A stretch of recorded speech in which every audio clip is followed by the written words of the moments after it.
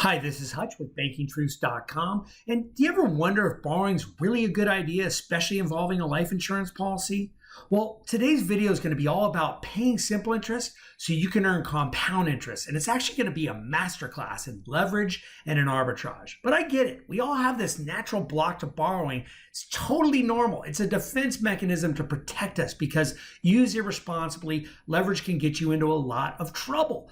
But in today's low interest rate environment, savers are being punished and borrowers are being rewarded. And life insurance is one of the safest and most responsible ways to utilize leverage. Don't take my word for it. Look at the major lending institutions themselves. If you want to borrow against stocks, they'll give you about 50% loan to value. And that's because of the risk profile involved. You want to do something like investment grade bonds or investment real estate, you might get 60 to 70%, but you borrow against a properly structured life insurance policy, now you're talking 90 to 95% loan to value. And that's simply because they understand what a safe and stable asset class it is.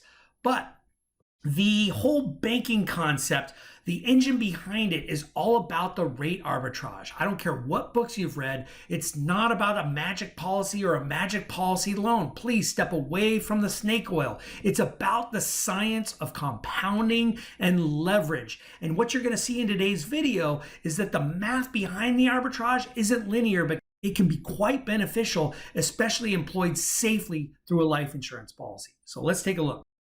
All right, I'm very proud to show off my new leverage calculator to help us with these mathematical examples. And we're going to put $10,000 into a life insurance policy, just for round numbers for an example. We're going to say that you could simultaneously borrow against the full $10,000, even though you can't do that in real life. I just want you to understand the concept of leverage, so we're going to duplicate the inputs. Then we're going to pay ongoing premiums of $10,000 for the next 9 years, and we're going to do loans at the exact same time. So that could mean that you're paying the premium and then borrowing against it right away to use it for other things, or it could mean you're borrowing the money to pay the premium right away for this example. And if we just say the loan rate is the exact same as the growth rate, and we just look at 10 years for an example, and what you can see is there's really no mathematical benefit at the end of 10 years. You have 32,000 of growth and you have interest that compounded against you since you didn't pay any. We're going to do that later, of the same amount. But there still could be an example of, well, at least if you were to pass away, your family would get paid the death benefit, or if you became too sick or hurt to work and there were those chronic illness benefits. And the other reason why this is still valuable is most people aren't fully leveraged all the time, and at least they have a policy to compound for them when they're not borrowing. So even if you had to do this for a little while, it's not the end of the world. But there's a better way.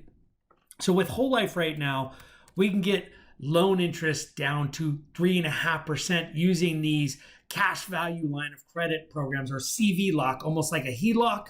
They're turnkey for life insurance. And what we see is the growth didn't change. There's still the same 32,000, but the loan interest only compounded against you at 21,000 because the interest rate is less. And so our equity, the 32,000 less the 21, is $10,648. And I know some of you are thinking, well, what's the big deal? It's basically 1.5%, 5 minus the 3.5 on 10,000 a year for 10 years. It's not. That's what this button does, is we calculate what 1.5% would be on that 10,000 a year for 10 years, and it's only 8,600. So why this $2,000 difference? It has to do with that compounding, because it's not compounding at 1.5, it's compounding at 5, and that turns out to be a staggering number, especially when we extend this study period for 25 years. You're looking at basically double the growth, not quite, but almost double the growth. 71,000 from a 5% compounding, even with 3.5% compounding against you, versus the same $100,000 at 1.5%. Ooh. Now, the fact of the matter is, most of you are going to pay interest most of the time, which we're going to look at in a moment. And you actually have to pay interest monthly if you want to use these cash value line of credit programs. But if you need to bail out of it, if you just can't have cash flow, or you need every penny for a flip, or you have an emergency, you can always refinance the cash value line of credit to the policy loan.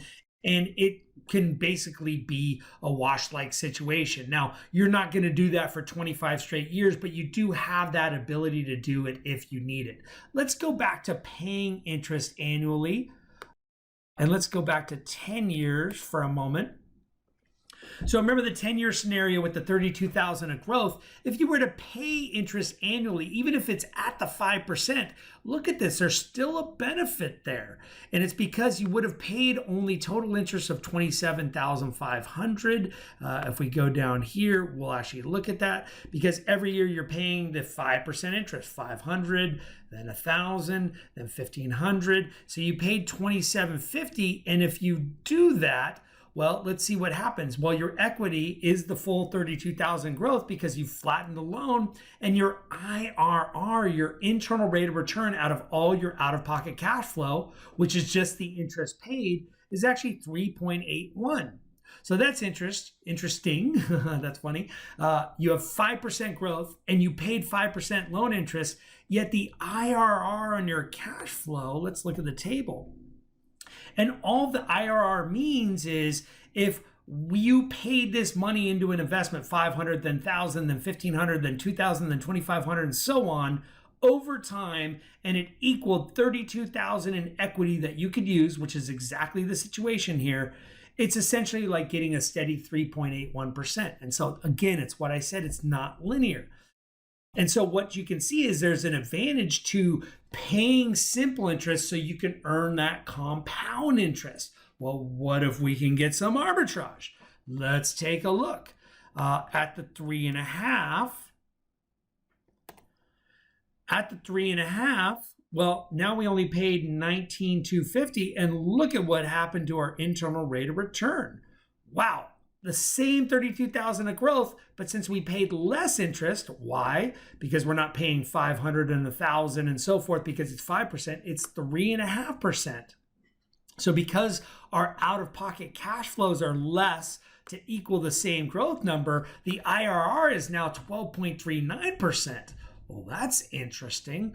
What if we got this all the way down to 3, which you can get for bigger policies? If you have bigger whole life policies and have a certain amount of cash value, you can get loans down to as low as 3, versus if you have a smaller policy, we have companies that can give it to you at 3.5 currently. Can't guarantee when you're watching this, but look at what happens to our IRR. It's even better. Why? Because we're paying less out of pocket to get the same growth rate.